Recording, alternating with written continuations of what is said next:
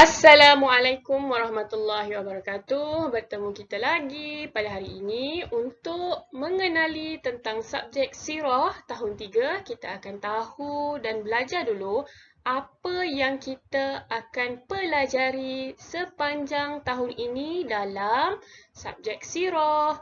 Okey, Ustazah Nur Hafizah binti Muhammad Suhaimi. Antara apa yang kita akan pelajari, ada 4. Yang pertama, kita akan tengok nasab keturunan Nabi Muhammad SAW. Yang kedua, kita akan melihat sejarah keturunan Nabi Muhammad SAW. Yang ketiga, kita akan melihat tanda kenabian dan penerimaan wahyu. Dan yang keempat, iaitu yang terakhir, kita akan melihat peranan Khadijah dalam kehidupan Nabi Muhammad SAW. Siapa Khadijah ni kan? Kenapa dia begitu istimewa? Okey. Seterusnya, kita akan tengok untuk tajuk yang pertama iaitu nasab keturunan Nabi Muhammad, kita akan tengok apa yang ada dalam tu. Okay, yang pertama ialah perkahwinan Nabi Muhammad SAW. Nabi Muhammad ni berkahwin dengan siapa? Okey. Seterusnya kita akan tengok tahun duka cita. Dalam hidup Nabi Muhammad ada satu tahun yang sangat menyedihkan Nabi Muhammad. Apa yang terjadi? Yang pertama, kematian bapa saudara Nabi Muhammad.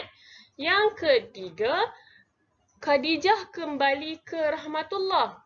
Tadi kita ada dengar tentang Khadijah kan? Okey, jadi kita nak tahu siapa Khadijah ni? Dan yang terakhir, isteri-isteri Nabi Muhammad SAW. Nabi Muhammad berkahwin dengan ramai wanita dan kita akan pelajari tentang mereka. Okey, yang seterusnya, tajuk seterusnya ialah sejarah keturunan Nabi Muhammad SAW. Okey, yang pertama kita akan tengok anak-anak Nabi Muhammad. Kalau kamu masih ingat, ada lagu khas untuk ini. Anak Nabi kita ada 7 orang. Okay, nanti kita akan belajar tentang itu. Yang kedua, cucu-cucu Nabi Muhammad. Okey. Berapa orang cucu Nabi Muhammad? Dan siapakah mereka? Dan yang terakhir, menantu Nabi Muhammad.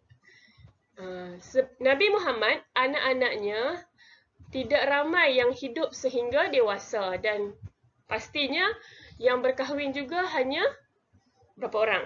Okay, kita akan pelajari dan kita akan ketahui siapa yang berkahwin dengan anak Nabi Muhammad SAW. Okey, yang seterusnya kita akan lihat tanda kenabian dan penerimaan wahyu. Yang mana apa yang berlaku pada ketika awal sebelum Nabi menjadi Nabi. Apa yang menunjukkan bahawa Nabi ni seorang Nabi. Okey, yang seterusnya penerimaan wahyu yang pertama. Okey, apa maksud wahyu tu? Kat mana Nabi Muhammad dapat wahyu tu? Okey, yang ketiga, selepas penerimaan wahyu, apa yang terjadi?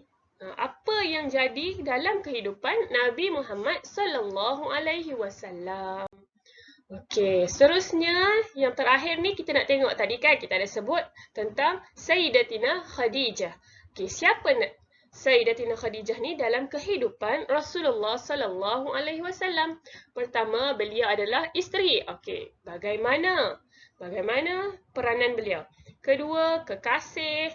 Yang ketiga, sebagai sahabat ataupun teman, kawan kan.